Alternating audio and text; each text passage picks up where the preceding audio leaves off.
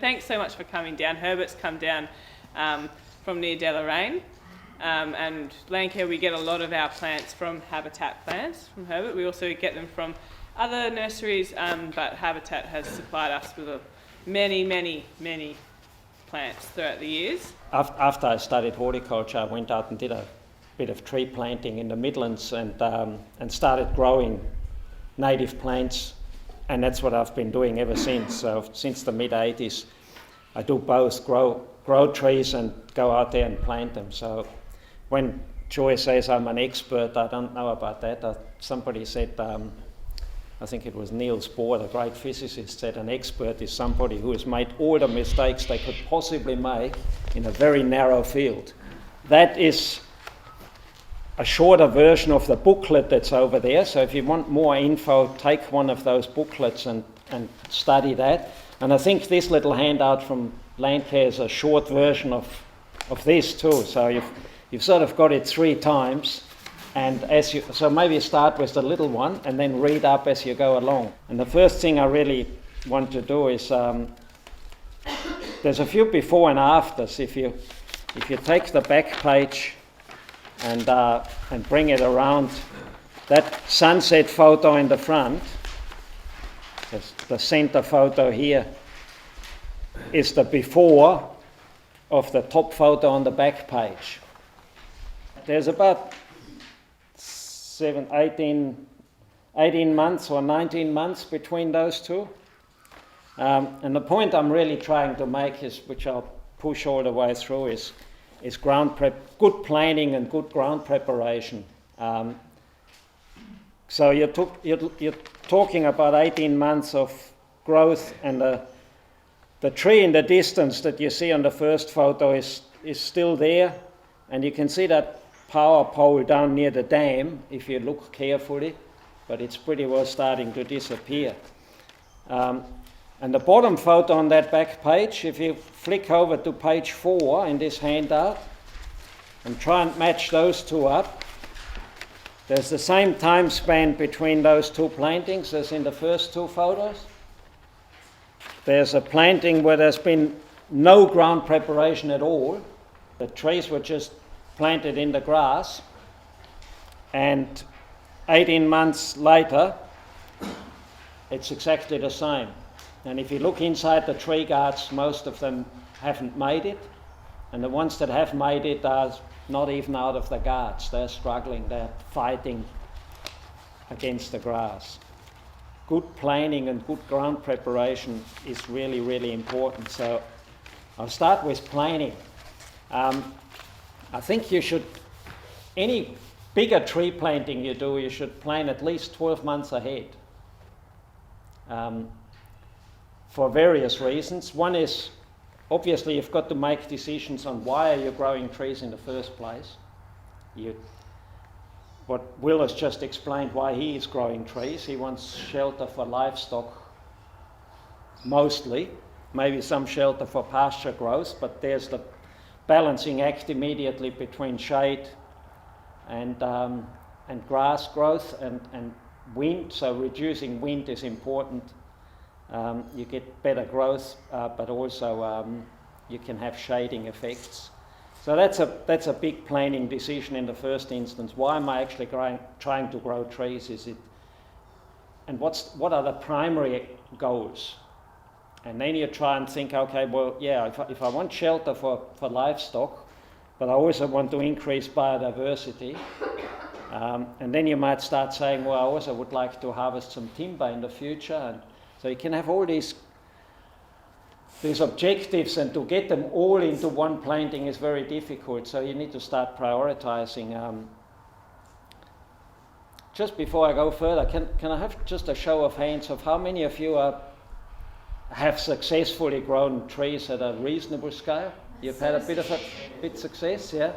How many of you are actually primarily primary producers? 1, 2, 3, 4, yeah. So I presume the others have got smaller holdings, and you've got, yeah, lots of nodding, yeah. So that helps me sort of focus. So if you're trying to grow timber, you're starting to look at probably bigger plantings and looking at obviously different species, and to try and get both, to get good shelter and good timber and good biodiversity becomes a complex issue. So the more you're trying to pack these objectives into it, the more planning you have to do and the more research you have to do before you start.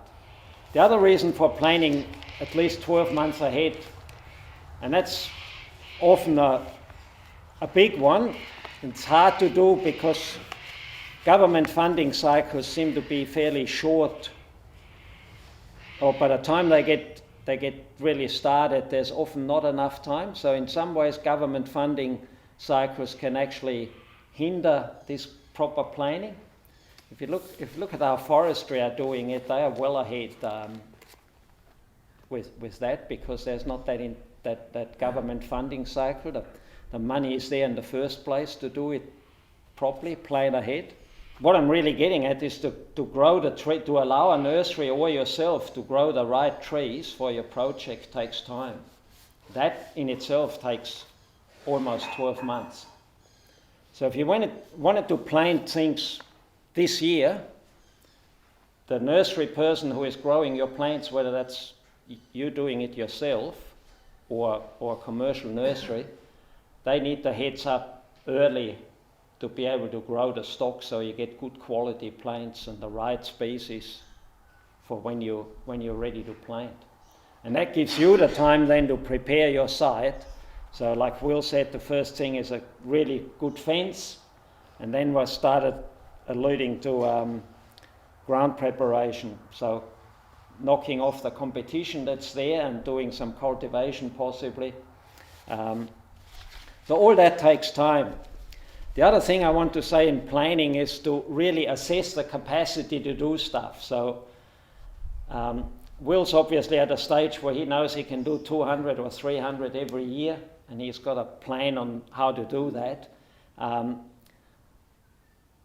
My advice would be for anybody who's doing a bigger planting, so for the primary producers, if you're going to do hundreds of trees, to actually have one person in the family or in the business as a project manager whose responsibility it is to actually make sure that every step is done on time, so that when it comes to planting time, you've got everything falls into place. That's what tree planting really is about. It's like putting a bit of a jigsaw together, and we're working with nature, so there's always these unknown factors out there. How much rain are we going to get after the planting, and how good a season are we going to get? But the things that are in your control, which is the planning and the ground preparation and having the right trees available at the right time to go in the ground, all these things are within your capability. So if somebody is a project manager for the tree planting, then it's less likely to be forgotten or fall off because we all get busy doing other stuff, so it can easily fall off. So assess your capacity to do the fencing, to do the weed control, to do the cultivation, and then to actually do the planting. The capacity to actually put them in, that needs to be thought about in the beginning. No good ending up with a few hundred trees and then there's nobody there to plant them, and all of a sudden it becomes a real nightmare getting the plants in the ground. They end up in September, October, November still planting trees, and they lead to huge failures, huge disappointment. While we're at disappointment, it's not just money that's being wasted, even if it's not your own money.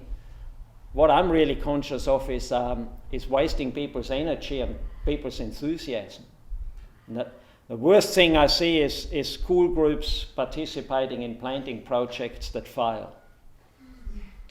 You know, with young primary school students and high school students in a class that participate on 2 or 3 tree plantings in their school time, and they haven't got a planting to go back to and look and say, oh yeah, I've helped plant these.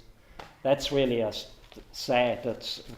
Forget the money side of it. It's just not really good to work on projects like that.